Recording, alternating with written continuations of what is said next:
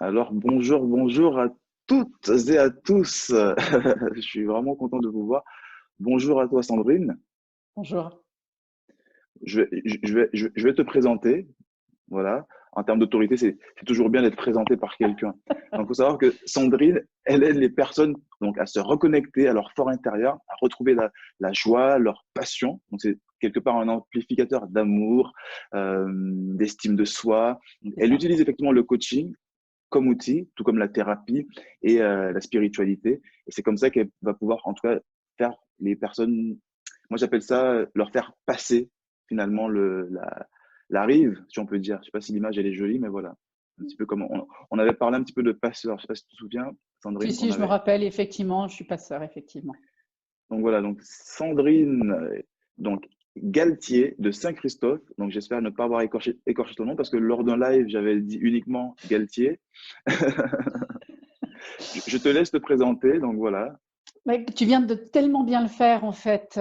C'est vrai que j'aide les personnes, j'ai une affection particulière pour les personnes qui se sentent un peu perdues, mais j'aime aussi les personnes qui savent à peu près où elles en sont et qui ont juste besoin d'avoir un peu plus de oomph, un peu plus de puissance derrière, un peu plus de focalisation, un peu plus de réalignement intérieur. Et effectivement, j'aide à renforcer l'intériorité. Qui suis-je? Mon corps, mon âme, mon esprit, bien ensemble, ça amène effectivement tout à coup qu'on devient une force incroyable.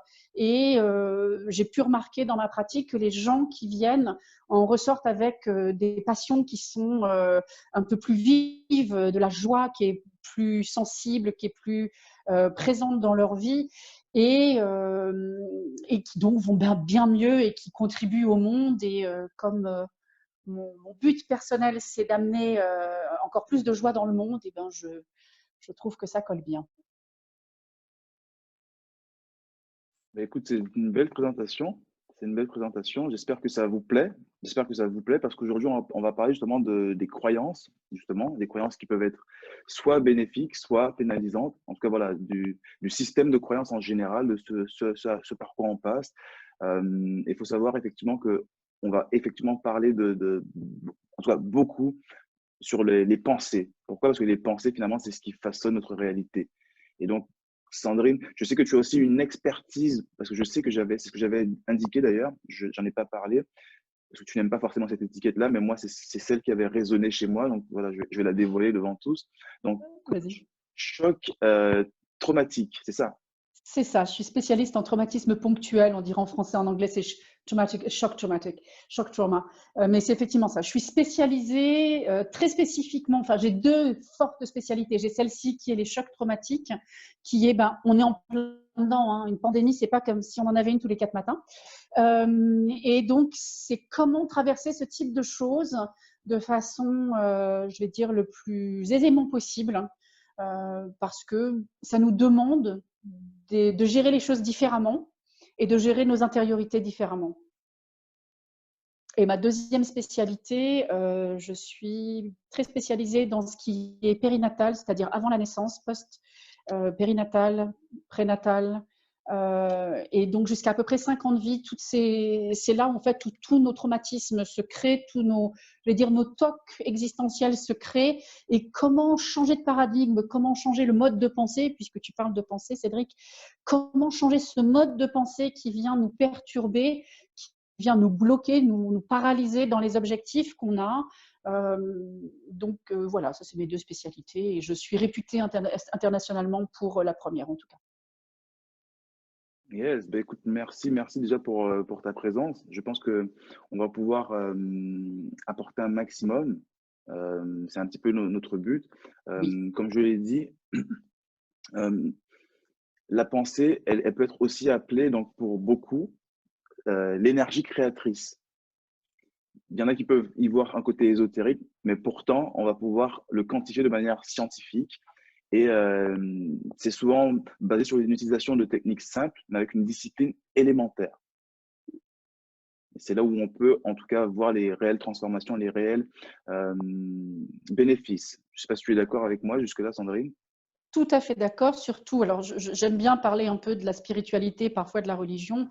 Dans la Bible, il est dit qu'avant que quoi que ce soit n'existe, il y avait le verbe. Qu'est-ce que ça veut dire le verbe? Ça veut dire qu'on a dû penser quelque chose avant que ça soit créé et qu'entre autres, la terre, nous, les hommes, tout ce qui est la nature, telle que nous la connaissons aujourd'hui, ça a dû d'abord être pensé avant d'être créé. Donc, je suis à fond avec toi là-dessus. Yes. Donc, avant de commencer, donc, il est important vraiment que l'on comprenne, qu'on prenne tous vraiment conscience que seuls nous pouvons décider de notre avenir et des changements, en tout cas, à y effectuer.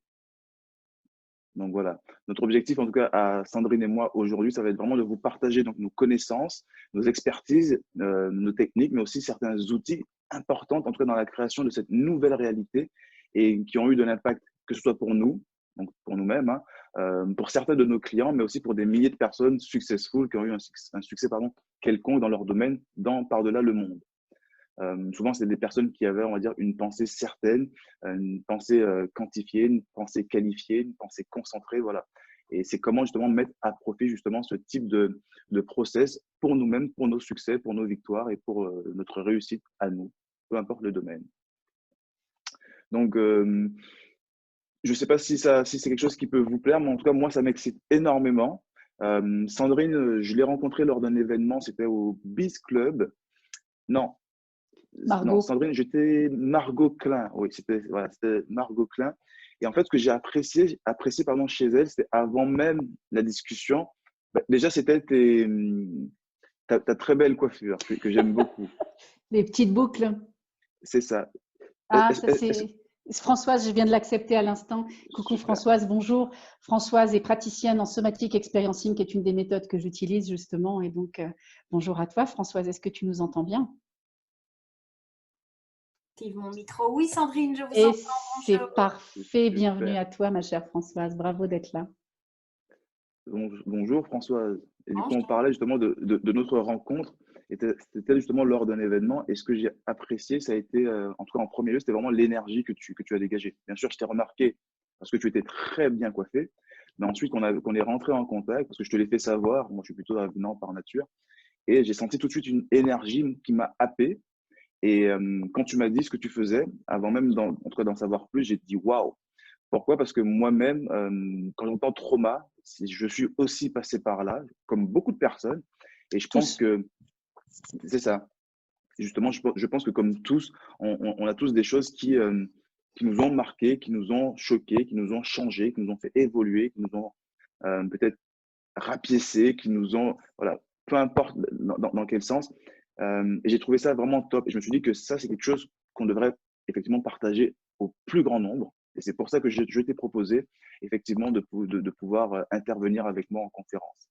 Et je t'en remercie, c'est chouette d'être là et vraiment ravie qu'on puisse partager et échanger ensemble là-dessus. Ça a été une chouette rencontre avec Margot, effectivement. Yes. Donc, en tout cas, voilà, pour comprendre nos croyances, il faut déjà voilà, qu'on comprenne qu'elles ne sont que des pensées. Elles ne sont que des pensées. Nos croyances sont des pensées. Ainsi, on n'a pas besoin non plus de connaître les fondamentaux des pensées, ni même les lois physiques, en tout cas, qui les régissent. On n'a pas besoin d'apprendre tout ça, finalement. On n'a pas besoin d'apprendre le fonctionnement. Par contre, on peut l'utiliser. Ce que j'expliquais, en tout cas, comme exemple, parce qu'on a un petit peu parlé un petit peu avant avec Sandrine, on a quand même préparé le terrain pour vous, pour amener un maximum de valeur, c'est que rares sont les personnes qui comprennent les systèmes informatiques, les processeurs ou autres composants électroniques qui pourtant possèdent un ordinateur ou un smartphone. Donc, et pourtant, elles ont une utilisation efficiente de celle-ci. Les pensées, c'est la même chose. On n'a pas besoin de comprendre forcément en profondeur. Par contre, quand on comprend le process et l'utilisation, on va pouvoir les optimiser pour nous, pour notre bénéfice et pour pouvoir justement aller chercher, en tout cas, cette nouvelle réalité à laquelle on aspire. Parce que il est important en tout cas, de rappeler que si on travaille sur nos pensées, c'est que très souvent, on a une envie de changement. Une envie de changement où on se rend compte voilà, qu'il y a quelque chose voilà, qui ne se passe pas comme on veut. Et pour ça, ben, on va devoir faire des choses. Mais pour ça, comme tu le disais tout à l'heure, si bien Sandrine, il faut déjà le penser, comme au commencement. Comme au commencement, vraiment. C'était avant que quoi que ce soit n'existe, il y a une pensée, c'est le verbe. Alors ça, c'est ce que la Bible dit. Maintenant, on le retranscrit comme on le veut si on n'est pas chrétien. Pourtant, on est en plein période de Pâques en ce moment. Mais comment dire, c'est vraiment la pensée. Alors en plus, ça c'est ma croyance et je me permets de rajouter ça si tu veux bien, c'est que Complètement, complètement. alors On est je là pour suis ça. très très spirituelle et que je pense que nous sommes inspirés constamment. Ça veut dire qu'une pensée qui est venue pour nous est une pensée qui a été inspirée parce qu'on ne se donne pas la vie à soi tout seul. La vie nous est donnée littéralement et que qu'est-ce qui fait qu'on respire à l'instant T, vous et moi, c'est que quelque chose nous respire. Et à partir de ce moment-là, si je sais que je suis respirée, je sais aussi que je suis inspirée et que donc les idées qui peuvent venir pour moi, les idées qui peuvent venir à moi, en fait, ont été amenées quelque part. Et si cette idée m'est venue, c'est qu'elle est réalisable. Donc, c'est comment ensuite accrocher les pensées derrière cette image qui nous est venue, cette pensée, et la lier dans le corps, puisqu'une partie de mon travail avec la somatic experiencing, qui est cet outil très spécifique pour les traumatismes ponctuels, pour les chocs traumatiques, c'est vraiment comment on ancre ça dans le corps, puisque nous ne sommes pas qu'une tête, nous ne sommes pas qu'une pensée. La tête, c'est 1/7 de notre corps. Hein. Si on se coupe en 7, la tête, c'est 1/7. Donc, il nous faut utiliser les 6/7, c'est-à-dire le reste du corps, pour que ce qu'on a vu, ce qui nous a inspiré, puisse être porté dans la réalité, dans la matérialité. Et que pour ça, effectivement, on a juste besoin de voir vers quelle direction on a envie de s'orienter, puisque si je m'oriente, comme beaucoup de gens le font en ce moment, c'est la catastrophe, c'est l'horreur, etc. C'est garanti, on ne va pas y arriver, le corps va nous lâcher. Et au contraire, si on amène nos pensées dans la bonne direction, ça va stimuler notre corps, ça va stimuler notre énergie, notre esprit, et effectivement, on va aller d'autant plus vite là où on a envie d'aller. Yes. Merci, merci pour ce partage. J'espère que ça fait sens pour tout le monde. Si vous avez des questions, n'hésitez pas à soit lever la main, soit le mettre dans le chat, ou alors tout simplement à attendre. À la fin, il y aura une session questions-réponses. Et donc, prenez le temps de bien noter vos interrogations. Pareil, je disais qu'on n'avait pas besoin de connaître les fondamentaux finalement de nos process de pensée, tout comme on n'a pas besoin de connaître finalement ces mécanismes pour en bénéficier. Donc, les bienfaits, ils sont présents. Ils sont présents. Et on parlera, en tout cas, moi, je sais que j'amènerai pas mal d'outils sur lesquels on n'a pas besoin forcément d'y croire, on n'a pas besoin d'y mettre d'intention, on n'a pas besoin forcément d'y mettre d'émotion, mais en tout cas, il y a un travail finalement de conscience et d'implémentation à mettre en place justement pour pouvoir changer ses croyances, aller vraiment vers une différence. On peut même parler de découverte scientifique, c'est un petit peu ce dont on a parlé juste avant. Faut savoir que autour justement du pouvoir créateur de la pensée qui crée notre réalité, il y a aussi la création d'images. La création d'images qui est un outil comme la visualisation par exemple, pour lequel nos pensées ne sont pas simplement que des illusions, mais en tout cas, mais bel et bien un processus justement créateur amené finalement à se matérialiser. Je reprends à nouveau ton exemple parce que finalement, il est tombé à point nommé. C'était vraiment au moment de la création. J'ai pensé et ensuite, j'ai créé. Donc, vraiment, c'est ça. Donc, ce n'est pas une illusion, c'est vraiment un processus créateur que l'on a en amont, tout simplement, dans notre imagination. Et on est tous capables, hommes, femmes, enfants, peu importe notre âge, d'utiliser ce pouvoir d'imagination et donc de création.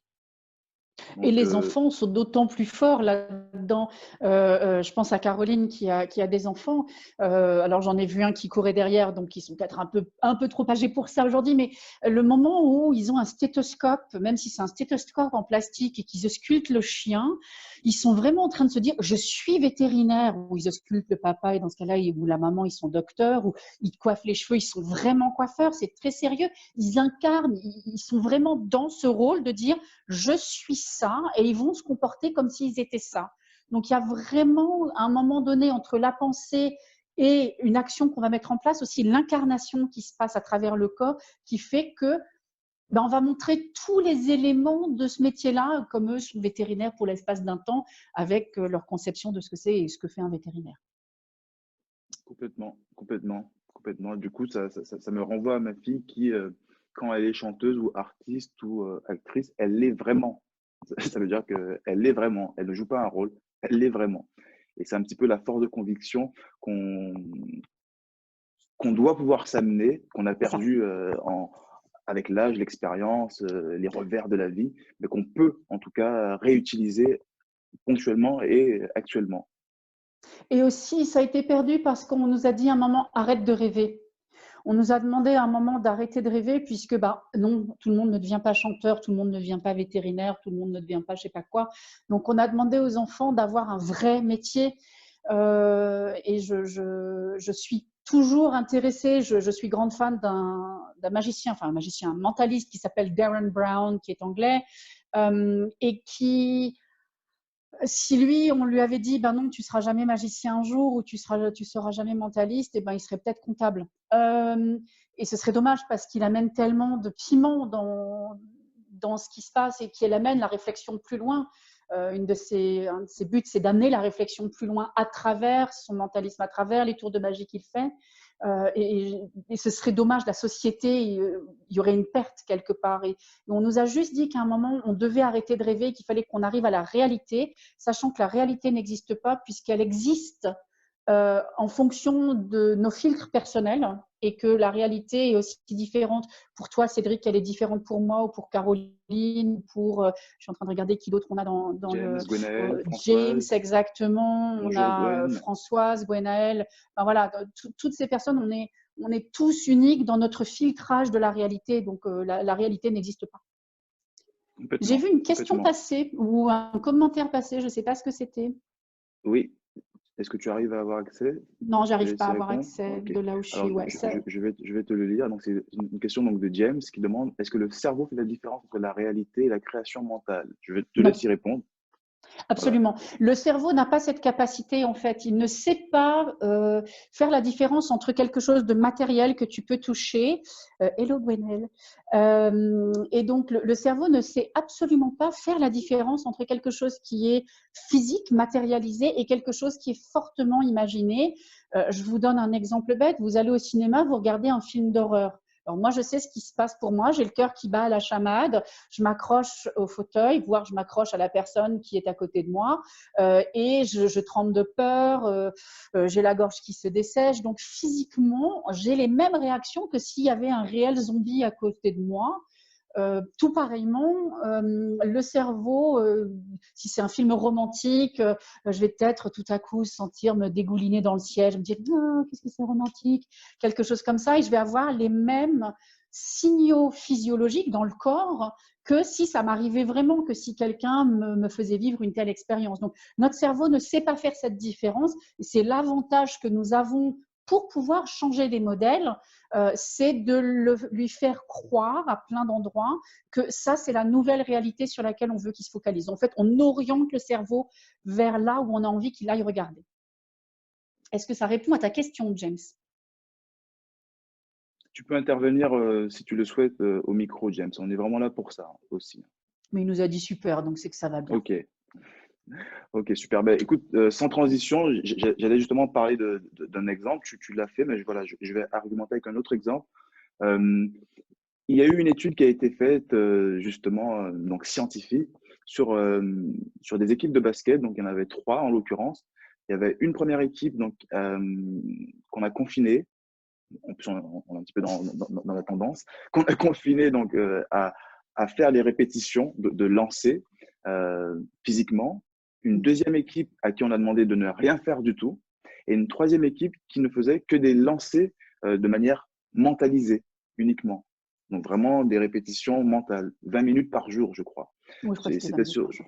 ouais, c'était sur un laps de temps, je crois, d'une dizaine de jours. Non, une Oui, je trentaine crois de que jours, c'était ça. pardon. Je sais plus. C'était plus long. Moi, je ne sais plus. Mais c'était sur un certain laps de temps. En tout cas, c'était pas genre 24 heures et c'est terminé. Ça a été sur Non, un petit non, moment. je pense au moins 21 jours parce qu'on te parle d'une implémentation au moins d'habitude minimale de 21 jours. 21 jours. Donc, je Tout à pense fait. qu'on devait être dans ces eaux-là. Ben, figurez-vous que l'équipe 3, celle qui a fait donc, les lancers francs uniquement par l'esprit, par l'idée, donc le cerveau, donc le virtuel et non pas le réel comme on l'entend, a eu le score quasiment équivalent, mais vraiment à pas grand-chose, que l'équipe qui, elle, s'est réellement entraînée. Alors que l'équipe du milieu qui ne s'est pas entraînée ben, a eu un taux finalement de progression qui était très bas, voire zéro. Je crois même, Cédric, que l'équipe, enfin, je l'ai en tête comme ça, il faudrait le revérifier, mais que l'équipe qui n'a fait que visualiser a eu des meilleurs scores que l'équipe qui s'est entraînée pour la simple et unique raison que les personnes qui ont mentalisé n'ont pas eu de mauvais paniers. Et que celles qui s'étaient entraînées dans le premier groupe, en fait, comme il y a des moments, elles ratent leur panier, ça a un effet au niveau de l'émotion, ça a un effet au niveau du corps et du mental. Et alors que quand on le fait que dans la visualisation, tu rates pas ton panier. Tu es toujours en train de réussir à faire ton panier et ce renforcement positif, en fait, a amené qu'ils ont eu un meilleur score. Donc, j'ai en tête que c'est ça. J'ai plus les chiffres en tête, ça fait longtemps que j'ai l'exemple, mais… Merci pour l'exemple. Du coup, ça me ramène un petit peu à l'estime de soi, tu sais. Le fait de rater certains paniers, peut-être que, boum, tu as l'estime de soi qui descend. Alors que mentalement, quand tu les réussis tous, forcément, tu as l'estime de toi qui remonte. Donc, un niveau de certitude qui est croissant finalement. C'est ça. Super, super. Donc, ça c'est vraiment l'un des premiers outils sur lesquels on peut parler. Donc, c'est vraiment la visualisation. Donc, vraiment ancrer, que l'image soit nette ou floue, parce que tu as certaines personnes qui ont des compétences très bonnes dans imager les choses, d'autres moins. Peu importe. Mais là, je me permets, je t'interromps. Complètement. Les gens, parce que ça m'arrive dans le cabinet qu'il y ait des gens qui me disent oui, mais moi, j'arrive pas du tout à imaginer. Je vais donner un exemple un peu cru et vous m'excuserez par avance, mais quand vous vous masturbez, je vais être très honnête avec vous, vous arrivez à mentaliser quelque chose. Hein. Donc, si vous y arrivez dans la masturbation, c'est que vous y arrivez tout court. C'est juste que vous n'êtes peut-être pas entraîné sur les autres choses, mais si dans cette zone-là, vous y arrivez, je vous garantis, vous savez le faire. Complètement, complètement, complètement. C'est une histoire d'entraînement, complètement. C'est-à-dire que même qu'on a du mal au départ, la finesse, la netteté apparaît dans sa visualisation. C'est super intéressant. Est-ce qu'il y a des questions par rapport justement à la visualisation? On est vraiment là pour interagir. Non, mais il y a Gwenaëlle qui nous a dit un truc super. À partir de maintenant, elle ne fait que visualiser, elle ne travaille plus. Moi, je dis fonce, fonce. Mais si tu sens une inspiration qui te dit que tu vas peut-être faire une action, peut-être l'écouter quand même. C'est toujours bien de mettre justement dans la matière ses pensées. En général, c'est là où on a du résultat. Je suis, on va dire, pro quelque part. Tu sais, il y a le fameux livre, c'est Le Secret, tu sais, où il parle de loi d'attraction. Par contre, sans action, pas de loi d'attraction, pour moi. Et la loi de l'attraction, en plus, bon, ça a été très critiqué et c'est important de se rappeler parce qu'il y a l'action, c'est une chose, mais il y a l'incarnation. Je reviens vraiment là-dessus.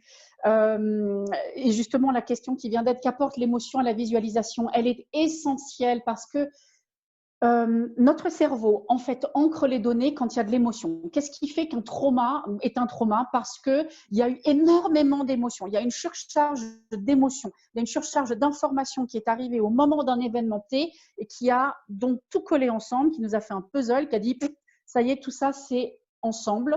Et donc, ça devient un trauma. Ça peut être en même temps pour des choses positives. Les dames, par exemple, le jour de leur mariage, il y a énormément d'émotions, il y a énormément de sens qui sont stimulés et bing, c'est ancré à ce moment-là que cet événement est fort. Donc, l'émotion nous aide en fait à ce que le cerveau intègre l'information. Elle va nous faire vivre quelque chose, non pas que émotionnellement, mais physiologiquement et donc dans le corps.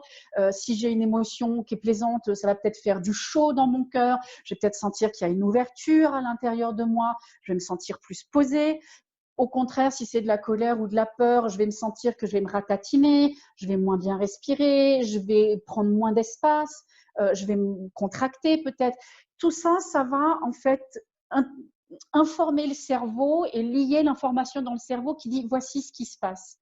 Donc, sachant que les événements autour de nous et la surcharge d'émotions effectivement amène une fatigue, un épuisement. Pourquoi? Parce que si on est submergé, imagine tu essayes de mettre l'eau d'une baignoire dans ma tasse, comment te dire, ça va être un peu compliqué. Maintenant, si j'arrive à élargir ma tasse à la capacité d'une baignoire, ça passera comme une lettre à la poste. Donc, dès que c'est trop, on n'a plus la capacité de gérer, c'est terminé, on est en sortie de notre zone de gérabilité, de ce qu'on arrive à faire, et on est débordé et on s'épuise puisqu'on fonctionne sur des ressources qu'on n'a déjà plus quelque part, hein, et ce qui amène le burn-out en passant. Donc, c'est vraiment important de comprendre que l'émotion est clé, pour informer le cerveau, pour lier les nouvelles informations vers lesquelles on veut que ça se dirige, et pour informer le corps. sachant que nous ne contrôlons que nos pensées et nos émotions parce que le reste de la vie, ben, ça se passe. Et ça, on n'y peut rien. C'est vraiment les deux seules choses qu'on peut vraiment contrôler, c'est la pensée et les émotions, c'est tout. Ouais, mais écoute, merci. Et pareil, effectivement, comme je vous l'ai dit au départ, pour ceux qui sont arrivés au début, le fait de changer ses croyances, de pouvoir changer ses pensées, t'as pas besoin d'inclure l'émotion, t'as pas besoin d'inclure finalement la croyance de celle-ci. Par contre, si effectivement tu l'inclus, ça ira beaucoup plus vite, ça sera beaucoup C'est plus ça, fort et c'est l'imprégnation ça. va se faire de manière beaucoup plus puissante. Mm. Maintenant, même si tu as du mal au départ, tu peux quand même le faire. Tu peux quand même le faire, soit par la visualisation, la répétition, ce qu'on va voir juste après en tant qu'autre outil, ou alors l'élévation de conscience, qui est le troisième outil que je vais vous proposer et que j'utilise moi-même, en tout cas pour pouvoir changer ma réalité, mes réalités. Pour les personnes qui…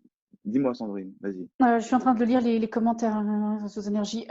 J'ai juste vu la question de James. Oui, je recommande personnellement de régler tout ce qui est émotionnel au niveau des traumas. On ne peut pas tout régler, on a toute une vie pour les régler de toute façon.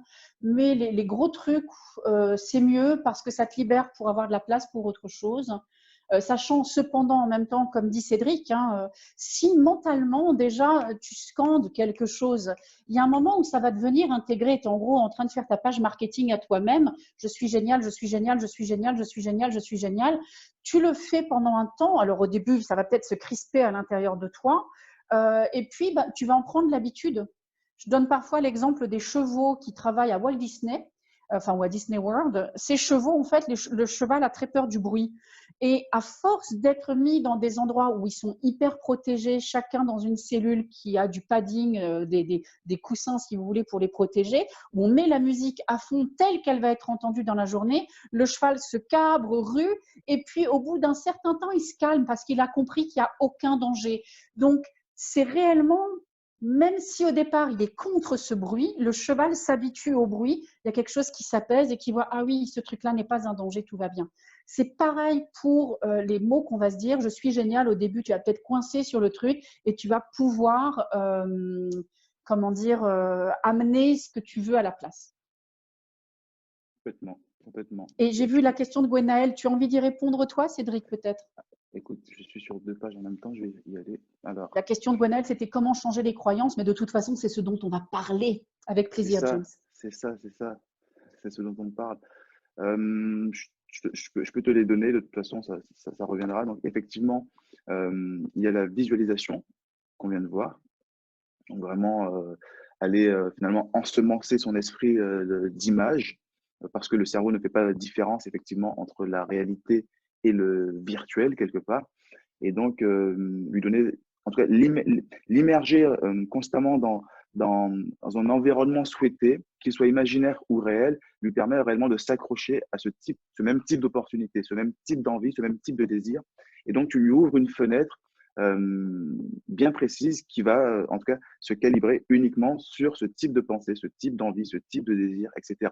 C'est comme te dire, à contrario, excusez-moi du terme, c'est pareil, bah, je suis qu'une merde. Ou alors, putain, j'ai la poisse, j'y arrive jamais, j'y arrive jamais. Tu calibres ton cerveau finalement à te considérer comme une merde, à ne jamais y arriver et à avoir toujours la poisse parce que finalement, chaque événement va venir justifier finalement cette pensée que tu nourris. Et quand bien même elle est anodine ou quand bien même elle est isolée, ben, tu vas la prendre pour généralité et donc amplifier, amplifier et amplifier celle-ci. Je ne sais pas si tu veux compléter par rapport à ça, Sandrine.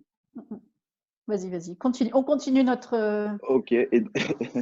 Parce que quelque part, on va parler encore plus des éléments de comment on change les croyances pour Gwenaël. Donc, Complètement, complètement. Ben justement, on arrive justement à la répétition. Donc, un bel entraque qu'on a eu avec les chevaux. Donc, on les a habitués par la répétition à entendre le bruit. Et justement, il faut savoir que la répétition, c'est aussi un levier d'ancrage, comme la visualisation. Sauf que là, ça va permettre tout simplement à pouvoir y poser des intentions et des émotions beaucoup plus facilement que pour la visualisation, pardon. Il y a des personnes, encore une fois, qui ne sont pas beaucoup dans la visualisation, mais qui, avec le temps, avec l'entraînement, y arriveront. En attendant, tu peux déjà te répéter les choses. je sais pas pourquoi, j'ai l'image, tu sais, du dingue qui est capitonné comme ça et qui est un petit peu en train de se balancer dans un espace clos et qui se répète la même chose. C'est pas très beau comme image, mais c'est un petit peu la même chose. C'est vraiment de l'autoconditionnement. Et donc, du coup, tu vas pouvoir justement avoir cette capacité justement à pouvoir, ben, comme tu l'as dit très bien, te marketer à toi-même. Te marketer, te vendre à toi-même. Et dans les répétitions, ça peut être voilà, des inspirations, ça peut être des citations que tu vas te répéter, ça peut être des mantras, des prières. Tu veux bien admettre Michael? Ah si, c'est bon, oui, j'ai oui, réussi. on Excuse-moi, peut admettre. j'ai fait. Super. Et donc, justement, c'est vraiment ce levier de répétition qui va permettre d'ancrer à nouveau des nouvelles croyances, des nouvelles pensées, des nouvelles possibilités. En gros, tu vas pouvoir élargir ton champ des possibles du fait que ton conditionnement interne te le permet. Tu t'autorises finalement.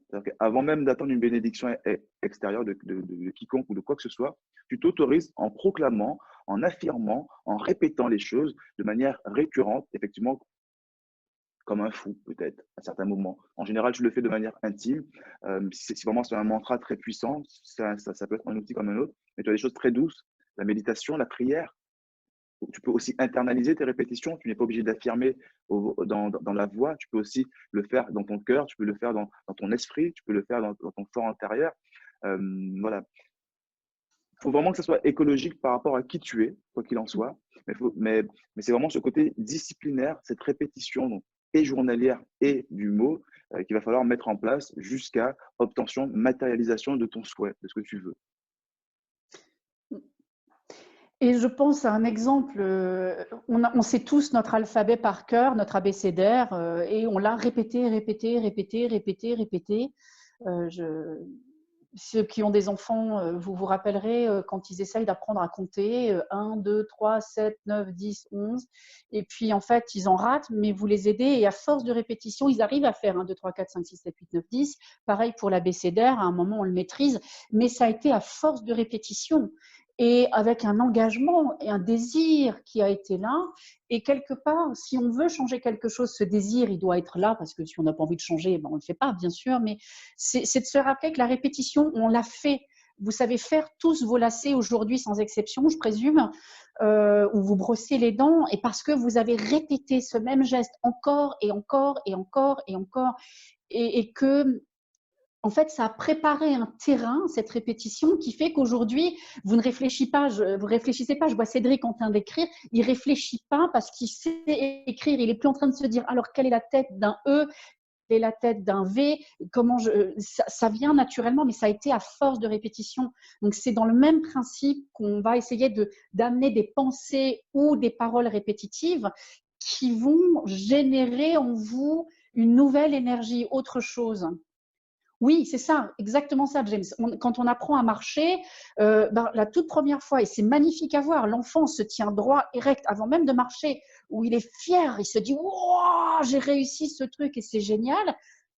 Mais la seconde d'après, bing, il retombe sur le popotin, ça le frustre, ça l'agace, ce qui est parfait parce que c'est le levier pour l'action. Rappelez-vous, les émotions, ça veut dire des énergies en mouvement. Oui, le sentiment de puissance. Donc, émotion, ça veut dire énergie en mouvement, energy in motion, en mouvement. Et cette énergie en mouvement, c'est comment on va la stimuler. La colère en fait partie, la peur en fait partie, puisque ça nous invite soit à combattre quelque chose, soit à fuir quelque chose. Quand on est submergé par rapport à ce que tu disais, je crois que c'était Caroline tout à l'heure, là on est dans de l'effondrement, donc c'est pas ce qu'on veut, mais si on arrive à avoir la bonne dose de colère ou de peur, on peut rentrer dans l'action qui va nous amener vers nos objectifs. Et donc, c'est la répétition de ce truc-là. J'y arrive pas encore, nos problèmes, ça va venir. Je répète encore, et je vois comment je gagne du terrain. Et je célèbre à chaque fois pour me dire, mais yes, j'y arrive, c'est en train de venir. Et donc, c'est cette répétition-là. Yes. Je te refile la parole, Cédric. Yes, yes. Je J'aime beaucoup l'exemple m'enflamme. de l'enfant, mais on est là pour ça, on est là pour s'enflammer, enflammons-nous. Et effectivement, les fondamentaux de l'intégration d'une information quelconque, c'est vraiment, donc, ça passe par l'observation, premièrement, la répétition, effectivement, et ensuite la transmission, c'est-à-dire retransmettre. Et là, tu as vraiment fait le tour, et là, tu es sûr que tu l'as intégré, dans tes cellules, voilà, tu l'incarnes, tu incarnes cette nouvelle connaissance, cette nouvelle croyance, cette nouvelle compétence, peu importe. Donc, la réalité, finalement, comme tu le disais, c'est en mouvement, mais c'est aussi fluide. Donc, il faut qu'on soit aussi en adéquation avec celle-ci. C'est pour ça que, voilà, trouver les outils qui vont le mieux avec vous, si c'est la répétition, si c'est la visualisation, pardon, si c'est les deux, si c'est les trois, avec l'élévation de conscience, si c'est la prière en interne, si c'est l'affirmation, si c'est la visualisation très nette, très précise, avec les couleurs, le nombre de fenêtres à ta maison, voilà, si c'est plutôt flou. Mais voilà, c'est vraiment la répétition qui permet d'intégrer en tout cas. Une idée qui me fait pop en disant, quand tu disais combien de fenêtres à ta maison, je vous rappellerai que le terme dessin, DE2SIN, qui dit quand on a dessiné quelque chose, vient du terme dessin, DE2SEIN, qui voulait dire notre destinée. Donc en fait, c'était de dessiner avec des crayons notre destin quelque part et que ça nous aide. En le marquant, quelque part, on met une action en place, on sort de la pensée. Si je le dessine ou si je le parle, je le sors de juste un espace mental. Je lui donne déjà de la vie à partir du moment où je l'ai écrit, à partir du moment où je l'ai dit à voix haute, où je l'ai partagé avec quelqu'un. Alors, soyons créateurs de notre réalité et non pas les créatures de la réalité. Soyons vraiment des créateurs, soyons des alchimistes. Depuis que j'ai lu ce livre, donc de Paulo Coelho, avec l'accent, j'ai vraiment, en tout cas, fait le lien entre, peu importe ce qui arrive, c'est vraiment comment tu vas le transformer. Voilà. Quelle matière tu vas faire finalement de ton expérience de vie et de tes ambitions, de tes peurs. On parlait justement des aspirations au changement. C'est vrai qu'il y a la colère, la peur, mais il y a aussi l'inspiration. L'inspiration aussi nous tire vers un changement. Et donc, vraiment utiliser cette énergie dans les deux cas, ça permet vraiment d'avoir une conscience en perpétuel mouvement. Et c'est vraiment ce qu'elle demande. Donc, vraiment, l'émotion, le mouvement, le verbe, la vie. Donc, c'est des choses qu'on a pu voir, c'est vraiment des choses qui reviennent. Donc, finalement, c'est vivre en pleine conscience et autogénérer finalement une nouvelle réalité, celle qui est souhaitée. C'est ça. Et qui, on se rappellera, parce que des fois, les gens disent, ben oui, mais bon, souhaiter ça, ouais, mais je ne sais pas si j'ose, c'est pas tout à fait dans mon cadre. Vous connaissez tous certainement le fait que nous ressemblons aux 5 personnes que nous côtoyons le plus, aux 5 lectures que nous lisons le plus, aux 5. C'est vraiment, on est un amalgame de ça. Maintenant, si on a envie de changer sa réalité, c'est aussi de changer cette chose-là et de se dire, bah, tiens, si je change mon mode de pensée, je vais être curieux ou curieuse. Qu'est-ce qui va se provoquer? Qu'est-ce qui va se mettre en place? Quel est le nouveau paysage qui va se créer pour moi? Je pense beaucoup à Bruce Lipton. Je ne sais pas si vous connaissez son travail. Il est un chercheur qui travaille sur l'épigénétique. L'épigénétique, c'est quoi? C'est la compréhension que on a tous appris à l'école que vous aviez une cellule et que en fait le cœur de la cellule ou l'atome à l'intérieur de la cellule retenait l'information et qui donnait à la cellule ce qu'il devait faire. Alors qu'en fait, c'est pas du tout vrai. Ça n'est pas le noyau de la cellule qui lui donne son information, c'est l'environnement de la cellule qui lui donne son information. Donc, si je change mon mode de pensée, je change mon environnement, je change les gens que je côtoie et on va être curieux de voir ce qui se passe. On est en pleine pandémie. Je ferai un clin d'œil à cette période. En 1900, début des années 1900, il y a eu la grippe aviaire, qui était une pandémie aussi, qui a tué beaucoup de gens. Et je crois que c'était en France. J'ai plus en tête, mais comme c'était après-guerre et qu'on était en période de reconstruction, ils n'ont pas beaucoup parlé des hécatombes au niveau de la pandémie qui s'est passée à ce moment-là. Ils n'ont pas beaucoup parlé des décès parce que le pays était en reconstruction. Il y a eu le moins de morts dans ce pays-là, et je crois que c'était la France. Il y a eu le moins de morts en France par rapport à ça parce qu'on a influencé le mental des gens à regarder du bon côté, et donc les gens avaient un système immunitaire fort, n'ont pas eu peur, et à partir de ce moment-là, ça ne veut pas dire qu'il y en a qui ne sont pas morts, mais il y en a eu moins que dans les autres pays où ça a été rabâché tel que ça l'est aujourd'hui, où c'est rabâché, rabâché, rabâché, et ces choses-là vont avoir une influence sur nous, sur notre système immunitaire, sur notre croyance dans la survie. C'est vraiment important de changer nos pensées dans la direction où on a envie qu'elles aillent. Ça ne se passera pas du premier jour, mais on parle de répétition. Donc, plus je répète, plus ça ouvre un potentiel, une réalité qui peut devenir, en fait. Et bonjour Émile Coué, justement, par rapport à cette méthode où on a pu justement quantifier un pourcentage, je crois, de 70% de rémission des malades dans son service parce qu'il se répétait chaque jour, à tout niveau, tout va de mieux en mieux. Matin et soir, chaque jour, à tout niveau, tout va de mieux en mieux pendant 20 minutes chacun. Et c'était des personnes en rémission de cancer et de choses qui pouvaient parfois être très, très lourds, en tout cas. Et ce sont des chiffres, ce sont clairement des chiffres scientifiques. Donc voilà, donc je pense que la conscience, c'est déjà une réalité et on peut la contrôler. On peut la contrôler. Et ce que nous vivons finalement, c'est une double réalité et ce en permanence. Donc on a la réalité intérieure, donc ce que tu disais justement, hein. Donc ça va être la conscience, les émotions, la réflexion, l'attitude qu'on va avoir, le caractère et j'en passe. Et tu vas avoir la réalité extérieure. Donc voilà, on a vu la réalité intérieure et la réalité maintenant extérieure, celle dont tu parlais tout à l'heure, l'environnement, les personnes, les événements, les traumas qu'on a pu avoir, les joies, tout ce qui vient aussi de l'extérieur. Et le fait finalement de ne pas faire cette distinction-là, c'est ce qui porte préjudice pardon, à beaucoup de personnes. Je vais quand même répondre à deux questions. Je viens de voir passer des questions pour moi, en l'occurrence. Donc, j'utilise donc la visualisation et la répétition et ça fonctionne très bien pour moi. Merci Gwenaël pour le partage. Et James qui pose la question, pour quelqu'un qui débute et qui veut se mettre dans un rituel, avec ça, par exemple, tu fais quoi dans ton quotidien? Je sais que j'utilise les savers. Donc, voilà, je me suis inspiré du bouquin de Hal Elrod, donc The Miracle Morning. J'ai beaucoup apprécié, j'ai adhéré. C'est pas tout le monde qui adhère parce que ça demande aussi une implication temporelle où il faut se lever un petit peu plus tôt le matin parce qu'on a aussi le pouvoir créateur qui est beaucoup plus probant le matin, il faut le savoir, qu'on soit du matin ou pas. Physiologiquement, tous les hommes sont faits pareil et en vrai, on est tous faits du matin. Après, encore une fois, ce sont des paramètres type réalité extérieure qui font qu'on se dit, qu'on se raconte ne pas être du matin ou non. Mais physiologiquement, il y a des choses qui se réveillent le matin, il y a des hormones qui commencent déjà à se mettre en place. Voilà. On va pas rentrer, c'est un autre sujet, mais voilà.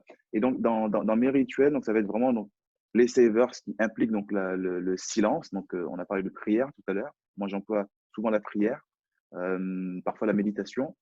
Ensuite, le A, donc pour affirmation. Donc, donc, ce sont les fameuses répétitions donc, externes. Donc là, je porte la voix. Donc, il y a eu de l'intérieur, il y a eu de l'extérieur. Ensuite, il y a la visualisation. Donc, pareil, ça reprend un des outils dont on a parlé précédemment. Donc, vraiment ensemencer son esprit d'image de manière régulière et récurrente. Moi, c'est ma mère, ma fille, on est aux Bahamas. Ça peut être moi lors d'une conférence ou juste avant celle-ci. J'ai imaginé comment ça allait se passer. J'ai imaginé que ça allait être génial. J'ai imaginé voilà, tout ce qu'on aurait pu se dire, l'énergie. C'est vraiment savoir l'utiliser à bon escient. C'est-à-dire prendre conscience qu'on peut l'utiliser pour tout, de manière régulière. Et c'est gratuit. Ça ne demande pas d'énergie. Ça ne demande pas, en tout cas, plus quand tu as le process en place. Au départ, quand tu as du mal à visualiser, OK, ça demande un certain déplacement d'énergie. Mais après, c'est très fluide. Et ça ne demande pas non plus de temps. Ça ne demande pas d'argent. Donc voilà, c'est quelque chose que j'utilise tous les jours. Donc le E pour exercice, donc voilà, là c'est encore autre chose, c'est vraiment mettre son corps à profit, ses muscles, vraiment tout en réveil. Et ça permet aussi d'amener à ces cellules, et non pas uniquement d'être dans le brainer, d'amener aussi à ces cellules la sensation d'après les répétitions, la sensation d'après la visualisation. Et donc voilà, dans le mouvement du corps, de vraiment amener ce changement, cette nouvelle énergie. Parce qu'on est toujours dans l'émotion, dans le mouvement, dans le verbe, dans l'action, dans le vouloir, donc dans l'évolution. C'est vraiment aller aussi vers le corps, vers l'intérieur, donc pour le E. Et ensuite, tu as le R et le S pour donc reading, scribing, donc lecture, écriture. Vous m'excusez pour l'accent pour les anglophones. J'ai un accent pourri. Scribing. Voilà, scribing. Enfin, j'ai un accent pourri. J'ai un French accent, donc j'ai un accent français. Mais c'est OK. C'est charmant, c'est charmant. Donc voilà un petit peu pour répondre à ta question, James. Moi, j'ai démarré vraiment avec The Miracle Morning, donc les savers, et pourtant, je démarrais à peine dans le développement personnel. Donc oui, je débutais à ce moment-là et j'ai trouvé ça très puissant. Donc voilà, ça ne nécessite pas de se lever à 5h, 4h30 comme moi je le fais tous les matins. Par contre, tu peux te lever 15-20 minutes avant ton réveil classique pour pouvoir, en tout cas, pratiquer celle-ci. Ça a changé complètement mes paradigmes parce que quand j'ai démarré le développement personnel il y a en fin 2017, ouais, Donc, ça veut dire un petit peu 3 ans. Et aujourd'hui, mes paradigmes ont complètement changé. C'est-à-dire que ma vie, ma réalité a complètement changé. J'étais tatoueur à l'époque, j'avais des boutiques de tatouage. Aujourd'hui, j'accompagne des clients. J'en ai juste là aussi. Bonjour à vous. Enfin, il a fallu que je change mon état d'esprit. Il a fallu que j'accepte finalement oser. Parce que tu peux oser, mais ne pas accepter de briller. Et donc voilà, tout ça demande finalement un processus, une acceptation très forte. Et ça m'a beaucoup aidé dans mes visualisations parce que je me voyais déjà accompagner des gens. Je me voyais déjà euh, quelque part les sortir, c'est sans prétention, mais du pétrin dans lequel peut-être elles sont parce que moi je l'ai été et que pour en sortir, j'avais besoin d'aide. Et que c'est ça aussi la vie, c'est pouvoir donner la main à son prochain et pouvoir avancer dans ce sens-là. Voilà, c'est moi qui m'enflamme, tu vois, quand je parle de relations humaines, là, ça monte. Donc, voilà un petit peu, James, pour répondre à ta question. Il y a Caroline qui vient de nous dire qu'effectivement, ce que nous vivons en ce moment, c'est un peu comme si on avait vu un film fantastique que les Américains auraient créé. Quelque part, oui, et en même temps, tout à l'heure, on parlait, James demandait est-ce qu'on doit régler les émotions autour des traumas, et je disais oui, parce que en fait, la création que nous avons là, c'est toute une contraction qui nous vient des consciences universelles, je vais dire, qui nous vient de la conscience mondiale. Il y a beaucoup de gens qui sont focalisés sur leur peur, qui sont focalisés sur la perte, qui sont focalisés sur la mort, qui sont focalisés sur tout un tas d'angoisses qui sont là. Et ça amène de la crispation dans le corps. Mais comme c'est de l'énergie qui… Alors, ça prend du temps. C'est un peu comme quand tu mets un plant de tomate. Hein, tu mets une graine de tomate dans ton sol. La plante de tomate ne va pas être visible tout de suite. Ça va prendre un certain temps de gestation jusqu'à ce que tout à coup, tu commences à avoir des petites feuilles qui sortent. Et puis tout à coup, tu as le plant de tomate. Et puis, tu n'as toujours pas de tomate. Hein. Et puis tout à coup, ça commence à avoir des petits morceaux de tomate. Mais bon, on n'est pas encore là. Et la tomate va prendre sa matérialisation jusqu'à ce qu'on puisse l'accueillir et la manger. C'est le même principe. C'est-à-dire que toutes ces contractions qu'il y a à travers le monde, toutes ces peurs, toutes ces angoisses qui nous viennent des traumas, qui nous viennent des moments où on n'a pas été entendu, écouté, accueilli, où on ne nous a pas aidé à réguler l'émotion qui est en nous, ça qui a matérialisé ce qui se passe pour nous en ce moment. Et parce qu'en plus, l'entité du virus elle-même est vivante. Et en plus, quand j'entends le président qui nous dit c'est la guerre, ben non, il ne faut surtout pas aller dans la guerre contre le virus parce que là, on est dans de la physique pure et dure. Je suis nulle en maths, hein, mais sur ce truc-là, je le sais. Si j'applique une force qui va dans cette direction à une certaine vélocité, une certaine puissance, j'ai la même force à l'opposé avec la même vélocité qui arrive de l'autre côté. Donc, plus je vais me forcer à essayer de détruire ce virus, plus lui va trouver des moyens de muter pour être plus fort contre nous. Donc, c'est comment on peut accueillir ce qui se passe en ce moment, et on en revient au mindset, hein, sachant qu'on l'a créé, qu'est-ce qu'on a envie de créer d'autre? Et plutôt que se focaliser sur j'essaye d'enlever ce truc-là, c'est qu'est-ce que je crée d'autre dans ma tête pour qu'il y ait autre chose comme réalité qui se passe pour moi personnellement, mais pour la Terre entière. Oui. La galaxie, si même nous fait plaisir. Complètement. Et là où tu enlèves justement la force, il n'y a plus de combat. C'est ça. En face, plus rien. Il n'y a plus de combat. Si tu enlèves la force, il n'y a plus de combat. Si tu enlèves la résistance, il n'y a plus de combat. Et justement, ce qui est intéressant par rapport à ce dont on parlait, par rapport à justement notre réalité interne et notre réalité externe, c'est que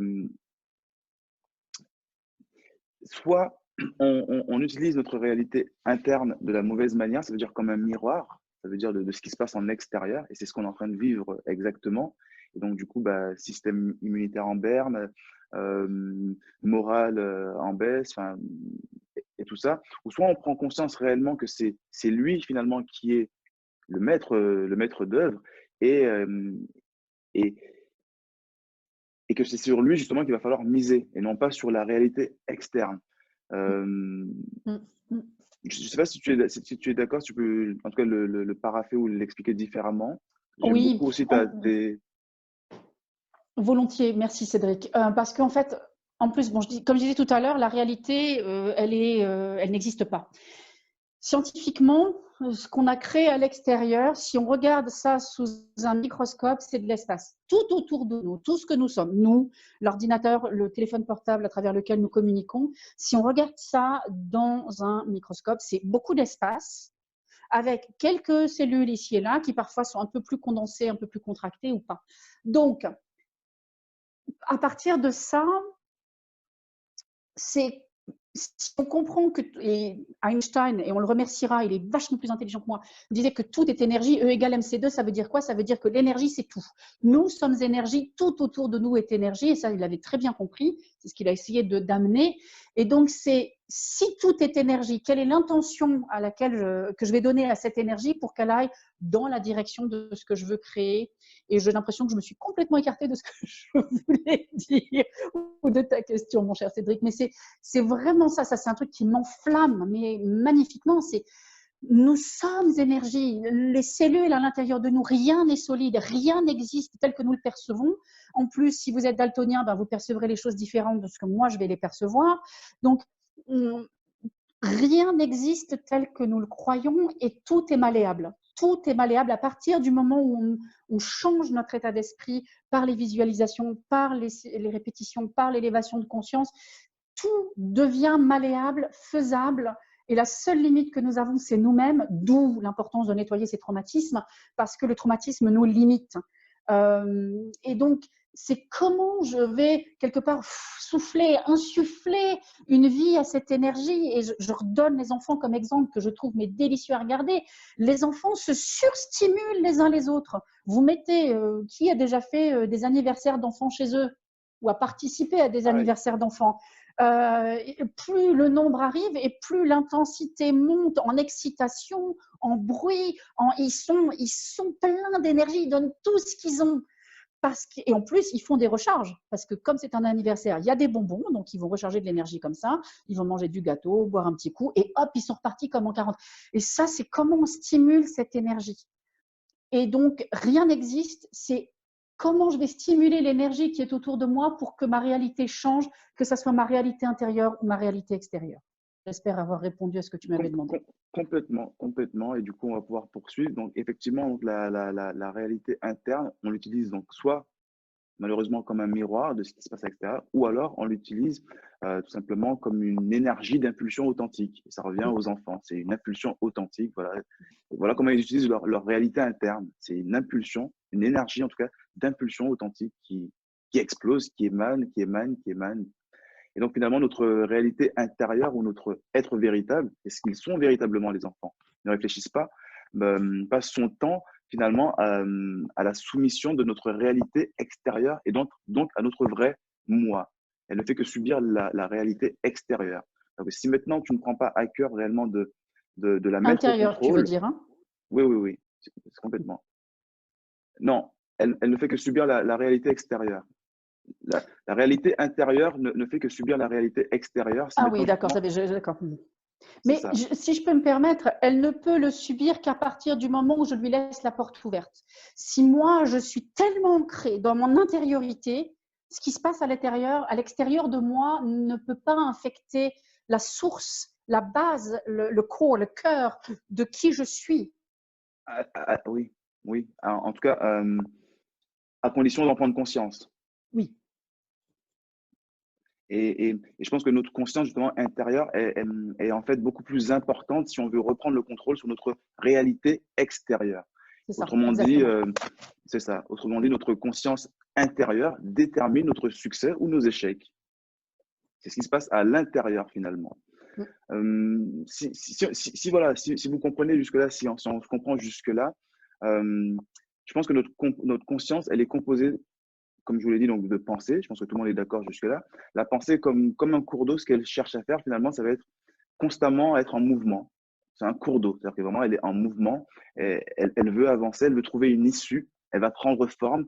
Et de par sa nature, finalement, la pensée va vouloir se matérialiser en son équivalent physique.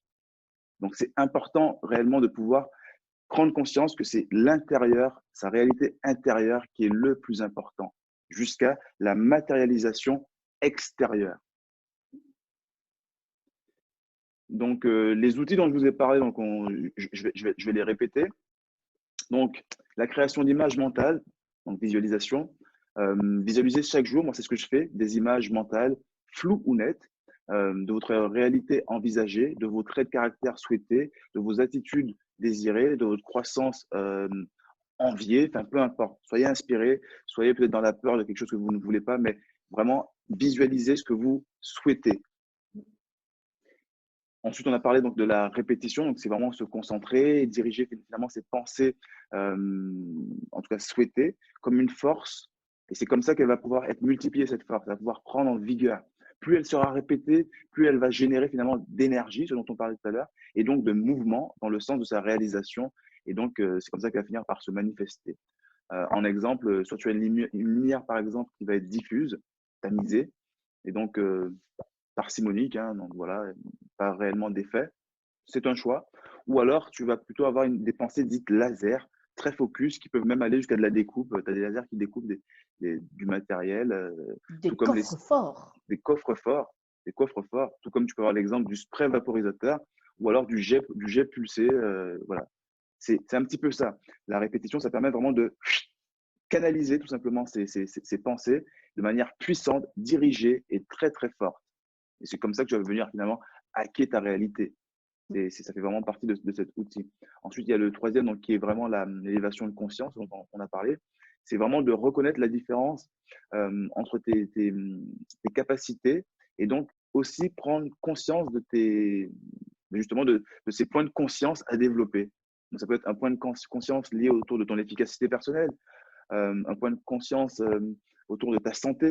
Donc, vraiment élever sa conscience. Ah ben tiens, faut que je prenne conscience de ma santé. Si je veux arriver peut-être dans la cinquantaine de telle manière, parce que j'ai visualisé, peut-être qu'il va falloir que je démarre ma quarantaine de cette manière-là et que j'ai ces rituels-là et ces habitudes-là. Ça commence vraiment par s'imaginer, par penser, un petit peu comme un prototype, voilà, d'idée, et ensuite à le développer. Donc, c'est une prise de conscience. C'est pareil en santé, en amour, en pouvoir, en prospérité.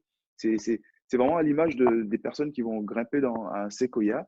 En fonction du niveau des branches dans lesquelles tu vas être, tu vas avoir différentes perspectives, différents points de vue, jusqu'à la cime finalement. Et donc, c'est vraiment ça, l'élévation de conscience. C'est vraiment aller chercher sur le point, quelque part, à améliorer, mais finalement, la suite. Toujours le mouvement. On est vraiment dans cette idée de mouvement, de croissance, de croître. Est-ce que tu veux ajouter quelque chose peut-être? Oui, volontiers. Merci Cédric. Par rapport à la visualisation, tu as dit tout à l'heure, ne vous focalisez pas sur ce que vous ne voulez pas, mais focalisez-vous sur ce que vous voulez. Ça, c'est clé. Mais c'est important aussi de comprendre que des fois, pour arriver à clarifier ce qu'on veut, on doit d'abord savoir ce que l'on ne veut pas. Et que de là, on peut se dire, OK, je ne veux pas, je ne sais pas, je vais vous donner un exemple bête, moi, je n'aime pas le bruit, enfin, ça dépend quel bruit, mais j'aime pas le bruit de mon voisinage. En ce moment, je suis très servie, tout le monde est parti, donc c'est parfait, mais j'aime pas le bruit, mais donc qu'est-ce que j'aime à la place? J'aime le calme, mais le calme, ça veut dire quoi pour moi spécifiquement? Parce que le calme, là, tout de suite à Paris, c'est de ne pas entendre le bruit de mon voisinage. Mais si je suis en Bretagne, que j'affectionne particulièrement et j'aime beaucoup y aller, le calme, pour moi, ça va être le bruit du vent, même dans les ardoises. Et pourtant, c'est très bruyant. Allez un jour de tempête en Bretagne avec un toit d'ardoise, vous verrez que c'est très, très bruyant. Mais ce bruit-là n'est pas considéré comme bruit par moi. C'est le bruit du vent dans les arbres, c'est le chant d'un oiseau, c'est le rire d'un enfant. Ça peut être ça. Donc, je vais habiter, tu as habité à Brest, donc tu connais, c'est tout. C'est top, James. Mais donc c'est vraiment, c'est OK, je n'aime pas cette chose, je veux pas cette chose-là, mais donc comment je peux utiliser ça pour faire levier, pour affiner ce que je souhaite vraiment et pour que ça aille dans le bruit, enfin, là on parle de bruit, mais dans ce que moi j'ai envie, dans ce que moi je souhaite. Donc ne pas se braquer quand il y a quelque chose de négatif, c'est d'ouvrir la curiosité, d'ouvrir le questionnement et de se dire ah, OK, je sais ce que je n'aime pas, mais qu'est-ce que je veux à la place? On m'a jamais posé cette question-là. C'est pas une gym facile pour moi de savoir ce que je veux, mais je vais essayer de voir. OK, qu'est-ce que serait préférable à la place de ça? Qu'est-ce qui pourrait être un peu plus tolérable? Et comme ça, on peut naviguer doucement et se diriger vers la partie où on veut.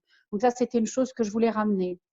Et on est dans un monde aujourd'hui où on est dans ce monde du changement de soi, de la meilleure version de soi, et ce qui peut nous amener à nous croire que nous sommes déficients. Il est essentiel de comprendre que vous êtes parfait tel que vous êtes. Maintenant, si vous avez envie de devenir pilote d'avion, et que la seule chose que vous savez piloter, c'est un vélo. Il va vous falloir des compétences. Ce n'est pas qu'aujourd'hui, vous êtes nul, c'est que juste aujourd'hui, vous n'avez pas les compétences pour le désir que vous avez. Donc, on ne se juge pas, on ne se critique pas, on ne se met pas la pression parce qu'on pense qu'on n'est pas bien tel qu'on est inadéquat. C'est vraiment, on va juste avoir besoin de développer les compétences nécessaires pour cette nouvelle chose que l'on souhaite. C'est juste ça. Donc, pas de jugement, pas de critique, parce que dès que vous rentrez dans le jugement et dans la critique, vous vous contractez intérieurement. Si vous vous contractez intérieurement, physiquement, vous respirez moins bien, de toute façon. Ça va donc amener des problématiques physiologiques et qui vont amener des problématiques mentales. Qui dit crispation, pas de condamnation exactement, qui dit crispation à l'intérieur du corps, dit crispation dans le cerveau. Donc, si nous, on décrispe le corps et qu'on dit « je suis bien comme je suis, tel que je suis génial », maintenant, j'ai envie d'être d'autant plus génial, de me montrer à moi-même ma propre génialité, parce que j'ai envie de devenir pilote d'avion ou, je sais pas, j'ai envie de faire de l'équitation, peu importe ce que c'est, ou j'ai envie d'avoir une maison à Brest avec des ardoises, j'en sais rien. Donc, c'est juste quelles sont les compétences que je dois acquérir pour obtenir ça, mais tel que je suis parfait. Ça, c'est ce que je voulais rajouter. Complètement, complètement. Prenons aussi conscience que nos pensées, finalement, elles ont un pouvoir intrinsèque sur nos désirs, sur nos aspirations, sur nos peurs, sur nos émotions, sur nos croyances profondes ou induites d'ailleurs, sur nos espoirs, sur nos attitudes, sur nos aptitudes. Donc, du coup, ça revient un petit peu à ce que tu disais. Et donc, il faut vraiment faire un temps d'arrêt sur ça et comprendre simplement que le processus, finalement, il est relativement simple. Oh là, j'ai 2 fenêtres qui s'ouvrent de mon côté. Et c'est d'ailleurs tellement simple, pendant que tu fais ça, c'est d'ailleurs tellement simple que c'est pour ça qu'on ne le fait pas. Parce qu'on se dit, ouais, bon, c'est bon, je sais. Mais savoir et savoir-faire, c'est 2 choses différentes. C'est vraiment, si je ne le mets pas en pratique, je ne peux pas en voir les bénéfices. Une de mes clientes, je vais donner un exemple d'une de mes clientes hier, qui est une actrice, qui est connue, qui est dans une série télé, qui me disait, en ce moment, elle est un peu déprimée avec ce qui se passe, elle a besoin d'être soutenue, sa famille n'est pas tout à fait présente. Et donc, elle me dit, j'ai envie de faire un truc délirant. Et je lui dis, mais il va falloir trouver des idées. Et là, elle me dit, mais je peux pas. Donc, j'ai recadré, j'ai dit, si vous dites que vous ne pouvez pas, j'ai une mauvaise nouvelle, vous n'allez pas pouvoir. Maintenant, je vais vous donner un challenge. Je lui ai donné un challenge de me donner 3 idées. Elle avait jusqu'à 18h30 hier soir. 3 idées qu'elle allait générer d'un truc qu'elle veut créer sur sa communauté pour se remettre, elle, en mouvement. Et sur le coup, elle me dit, ouais, je vais pas y arriver. Je lui dis, si vous partez comme ça, vous n'y arriverez pas. Par contre, regardez comment vous allez faire. Moi, je vous ai donné ce challenge. Je sais que vous pouvez. J'ai confiance en vous. Et au début, je voulais qu'elle trouve 10 idées. Elle m'a dit, ouais, 10 idées, c'est beaucoup. Donc, on s'est rencontrés à 3. J'ai dit, OK pour 3. À 18h30, elle m'a donc envoyé ces 3 idées que moi, je n'apprécie pas particulièrement ou que je ne comprends pas, mais on s'en fout parce que ce n'est pas mes idées, je m'en tape. Par contre, je lui ai renvoyé l'idée, je lui ai demandé comment elle se sentait derrière ça. Et j'ai eu sa réponse aujourd'hui qui m'a dit, mais vraiment bien. Parce qu'en fait, elle a pensé qu'elle ne savait pas le faire. Je lui ai dit, faites-le quand même. Mettez-vous en mouvement pour le faire. Même si ça ne marche pas, vous l'aurez fait. Et elle a pu trouver 3 idées. Elle était super fière d'elle et ça lui a redonné de l'énergie. Donc, c'est faites-le. Au top. Au top, merci beaucoup. Je pense que ça doit être très parlant pour beaucoup, en tout cas qui l'entendent. Quand je dis beaucoup, ça reste proportionnel. On n'est pas énorme, hein. Mais on compte diffuser la vidéo, il faut le savoir. Donc, comme je le disais, effectivement, il faut aussi donc, pouvoir marquer un temps d'arrêt et donc simplement comprendre nos processus de réflexion, comment nos pensées s'activent, ce qu'elles veulent, qu'est-ce qu'elles veulent dire finalement, qu'est-ce qu'elles craignent, sur quoi porte leur attention. Qu'est-ce que je me dis à moi-même et qu'est-ce que je mets de côté. Et je pense que c'est un petit peu ça qui me fait le frein. Dans l'exemple que tu as donné, on se dit je ne peux pas. C'est parce que finalement, on n'a pas observé finalement on n'a pas observé le processus de notre réflexion. On s'est simplement arrêté à une réaction. On s'est arrêté à une réaction. C'est vraiment ça. Vous savez, en plus, bon, vous avez cru comprendre peut-être que j'aimais bien la chrétienté, on va dire. En ce moment, c'est vraiment important, c'est la période du sacrifice, où Jésus se sacrifie pour libérer tout le monde. Donc, on est en plein dedans. Le sacrifice, c'est important de le sortir de ce contexte-là, parce qu'en fait, le sacrifice, tout le monde se dit, j'ai oublié mon fouet aujourd'hui, mais… c'est très judéo-chrétien. C'est très judéo-chrétien, on est d'accord.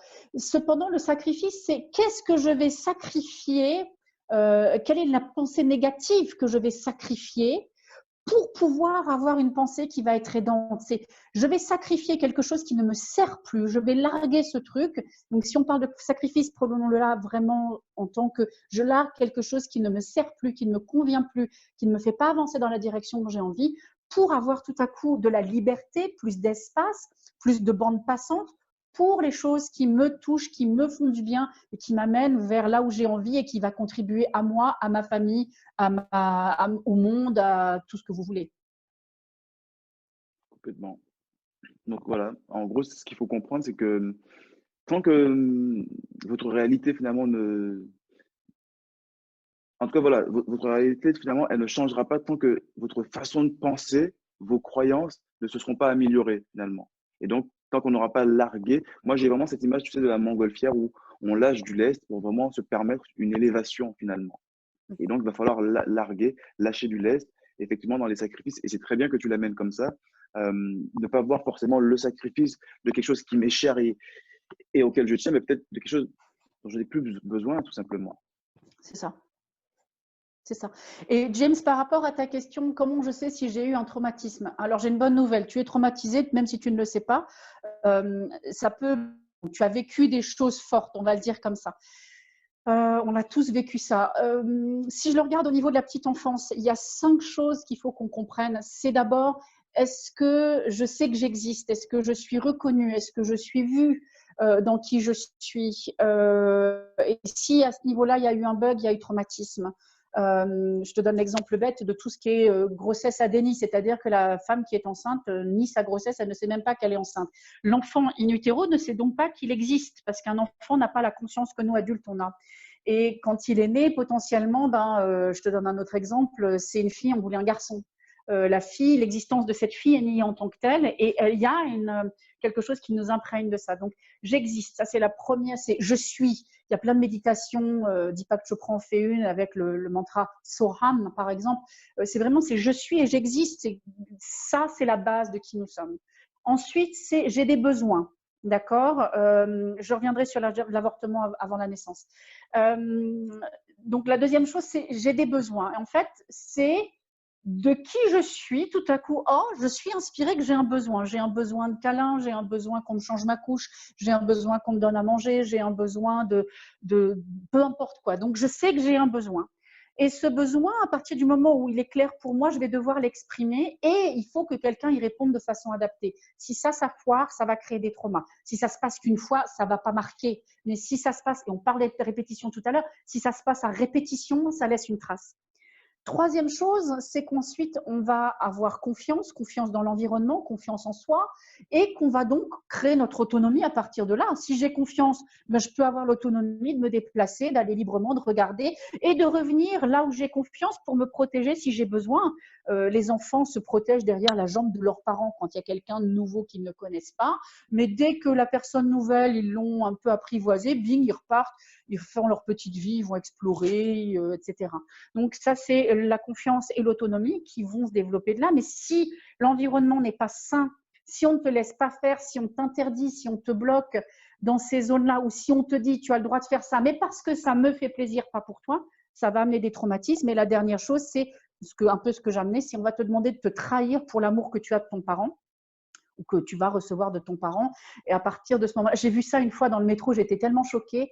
La gamine s'est endormie dans le tram à côté de moi et la mère était épuisée, donc elle avait mal géré son timing et elle dit à sa fille « Demande-moi des excuses de t'être endormie. » Waouh! Je ferme ma bouche dans ces moments-là, mais j'ai qu'une envie, c'est de baffer la mère. La gamine s'est sentie coupable de s'être endormie alors que c'est la mère qui a merdé son timing. La mère aurait dû partir de l'anniversaire ou de je ne sais pas où elles étaient, au moins 1 heure avant, vu l'état de fatigue de la môme. Et la môme est en train de payer le prix de ça. Et en plus, elle doit dire à sa mère pardon.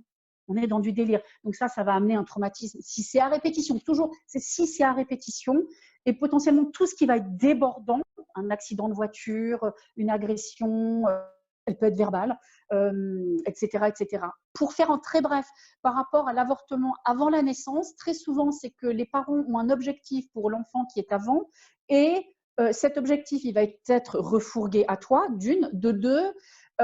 S'il n'y a pas de nettoyage, il n'y a pas eu un deuil de fait, donc tu portes le deuil de l'enfant qui est décédé avant toi. à peu près. Je te la fais en extrêmement bref parce que je sais qu'au niveau du temps, on n'a plus trop beaucoup de temps, donc on va continuer. Je vais rendre la main à Cédric, mais je voulais répondre à cette question pour toi, James. Et tu fais très très bien parce que c'est énormément de valeur et comme tu l'as dit, bonne nouvelle, on est tous détraumatisés. Donc on a C'est tous des ça, choses à régler. Et donc, oui, waouh, on est sur le même piédestal tous. c'est ça. Et encore une fois, on parlait d'élévation de conscience, c'est vraiment aller dans la quête de son soi meilleur parce qu'on est déjà parfait. Maintenant, si on veut s'amener des connaissances, des skills de plus, there we go. En tout cas, voilà, pour arriver un petit peu sur la fin, après on prendra quelques questions. Il faut savoir qu'avant chaque réussite, quelle qu'elle soit dans tous les domaines de vie, relations, finances, carrière, santé, il faut un nouvel état d'esprit. Voilà, il faut qu'émerge un nouvel état d'esprit. Et pour ça, donc, il va falloir travailler sur ses pensées, ses désirs, ses peurs, ses croyances, ce qu'on veut, ce qu'on ne veut pas. Effectivement, c'est bien de noter ce qu'on ne veut pas pour avoir le négatif désirer et pouvoir Le se contraste. le répéter exactement et le contraster. Donc voilà, je vous invite vraiment à vous poser deux questions, si vous avez de quoi noter maintenant. Ça va être la première, c'est que souhaitez-vous vraiment dans la vie? Et là, vous pouvez y aller plusieurs petits points, un petit peu comme ce que tu as dit, Sandrine. Au départ, on se dit, ben, j'ai pas forcément d'idée, mais voilà, on déroule, on déroule. Que voulez-vous vraiment dans la vie? Et avez-vous pris le temps de répondre à ces questions? Ça a l'air comme ça, cette question-là, mais le fait de dire oui, j'ai pris le temps ou non, je n'ai pas pris le temps, on est toujours dans l'élévation de conscience. Donc voilà, deux questions. Que souhaitez-vous vraiment finalement dans la vie? Et avez-vous pris le temps de répondre à ces questions? Voilà, que ce soit présentement ou au préalable. Je peux rajouter un truc? Complètement. C'est une question en plus qui est tellement large qu'elle ne se répond pas en l'espace de 10 minutes. On peut y mettre une ou deux, trois idées. Et c'est, comme tu disais tout à l'heure, c'est dans les finances, c'est dans les relations amicales, c'est dans les relations familiales, c'est dans les relations du couple, c'est au niveau de dans quel endroit on a envie de vivre, l'environnement, c'est comment je veux que ma santé physique soit, comment je veux que ma santé mentale soit. C'est dans plein de différentes catégories. Et c'est d'arriver à se dire, OK, dans cette catégorie-là, je veux quoi? Qu'est-ce qui me ferait plaisir? Qu'est-ce qui me touche? Et il faut, là, on peut tout de suite noter quelque chose. Et quand vous aurez pris le temps de répondre à la deuxième question qui est est-ce que vous avez pris le temps de faire ça? Félicitez-vous de l'avoir fait parce qu'on est dans la répétition. Si je me félicite, j'apprendrai beaucoup plus que c'est chouette ce que je suis en train de faire. C'est bon ce que je vais faire. Ça me fait du bien. Et le cerveau, il adore ça, donc il va chercher exactement le même type de situation pour C'est pouvoir ça. renouveler voilà, cette célébration et ce bien-être. Un petit peu comme dans le contre-exemple que j'ai donné où on se répète des choses négatives tout le temps, le cerveau trouve des justificatifs pour dire bah oui, je suis bête. Donc voilà, vraiment dans ce sens-là, félicitez-vous de manière régulière, récurrente, même si c'est pour une petite action qui peut paraître anodine. Il faut célébrer. Il faut célébrer. Je me suis Il lavé faut les dents ce célébrer. matin. Ouais! Donc finalement, nourrir finalement sa conscience est à la portée de tous et de toutes, et ça ne coûte rien en temps, en argent ou en énergie. Une fois que le processus, encore une fois, il est intégré, c'est gratuit. Donc, il est vraiment question ici de décision et non pas de talent ou de compétence quelconque. Donc voilà, donc Je peux vas-y, rajouter un truc? Ouais, complètement, Cédric, complètement. en plus c'est énorme parce que tu as dit ça ne coûte pas de temps, pas d'énergie. Il y a des personnes qui vont dire bah, si, ça prend du temps, si je fais 7 heures le matin, mais ça va te prendre autant de temps que tout le temps où tu te bidouilles le cerveau à te raconter des trucs qui sont faux. Et en plus, l'énergie de te raconter du caca dans la tête te bouffe du temps et de l'énergie. Et d'autant plus que, au contraire, si tu prends ce temps-là et que tu le repackages ailleurs et qui va au contraire être porteur et qui va t'amener plus d'énergie pour plus de choses. Sans Donc, compter c'est vraiment important. Ça... Vas-y. vas-y, non, je te laisse terminer. Non, non, j'avais fini, excuse-moi. Je disais sans compter les effets à moyen et long terme, parce que, ok, ça va peut-être nous prendre un peu de temps maintenant, mais si tu ne le fais pas, le prix que tu vas payer dans le moyen et long terme, il est beaucoup, beaucoup, beaucoup plus coûteux. Et une fois de plus, ça ne coûte pas de temps parce que c'est juste tu réalignes le temps que tu utilises à penser négativement sur un truc, tu le réalignes pour faire quelque chose qui va te servir. Donc, ce n'est pas une perte de temps du tout. Ça ne te coûte pas plus de temps, C'est un voire même ça te investissement, libère du temps. C'est un investissement. complètement. Un investissement sur soi, sur notre plus grand bien, notre temps, nous, notre être, si j'ai envie de dire ça comme ça, Donc voilà, à l'image finalement d'un très beau jardin botanique, soit on peut cultiver nos pensées et finalement en récolter le travail, les roses, les boutures et tout ce qu'on veut, qu'on va pouvoir donner à d'autres, partager, ou alors au contraire, on va les négliger finalement et constater que s'y sont installées toutes sortes de mauvaises herbes. C'était un petit peu le mot de la fin, Sandrine, je te laisse rebondir là-dessus pour la chute. Rien à rebondir, la chute était parfaite, mon cher, je n'y rajoute rien. Très très bien. Mais en tout cas, merci à toi pour cet échange. J'espère que c'est quelque chose qui a été en tout cas de valeur pour chacun des participants aujourd'hui et des personnes qui le reverront en replay en plusieurs fois. On va pouvoir le repartager. Ça peut être intéressant de la répétition, parler de répétition.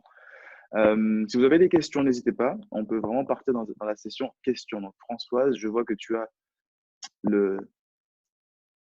On va te mettre le micro. Hop.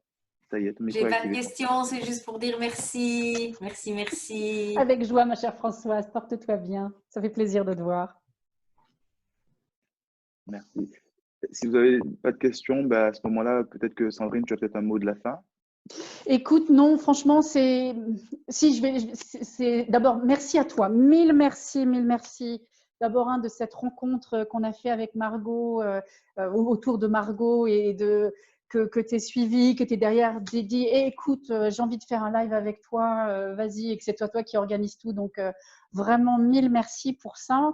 Merci à vous tous qui êtes là, d'être venus et on va effectivement mettre, j'ai une chaîne YouTube, donc je vais la mettre sur ma chaîne YouTube et on va partager le lien, donc ça va être super. Et le mot de la fin, c'est on peut tous avoir une nouvelle vie. Il faut que vous en soyez sûrs, c'est la foi, j'en reviens à la foi une fois de plus, on peut tous vraiment avoir une nouvelle vie et c'est juste ce sur quoi on va se focaliser qui va la créer. Parce que les actions vont venir d'elles-mêmes à partir du moment où vous dites c'est là que je vais. Donc, faites-vous confiance, faites des belles créations. Si vous êtes en lien avec Cédric, c'est que vous êtes des belles personnes, que vous êtes dans des belles énergies déjà. Et c'est vraiment foncez, éclatez-vous pour devenir les êtres magnifiques que vous êtes. Nous sommes tous des chefs-d'œuvre. Brillez le chef-d'œuvre que vous êtes dans le monde pour illuminer toutes les personnes qui en ont besoin. Wow. C'était ça que je voulais dire. C'est très beau. Ça méritait d'être dit. Merci. En tout cas, une belle journée à tous. Voilà. Je ne dirais pas bon confinement parce que on n'est pas dans cet esprit-là. On va vraiment retravailler en tout cas notre environnement et être dans l'acceptation tout simplement de pouvoir se dire on est dans la meilleure période pour créer de nouvelles choses, de nouvelles opportunités. Et waouh, c'est ça être humain. C'est être dans l'évolution perpétuelle et dans la créativité. C'est ce qui nous différencie finalement des autres êtres vivants, quels qu'ils soient. C'est ça. Et en plus, la page blanche qu'on a aujourd'hui, on a le temps qu'on n'a pas habituellement. Merci le virus, quelque part, de nous laisser ce temps pour être dans cette quête intérieure, pour changer tout ça. Donc, éclatez-vous.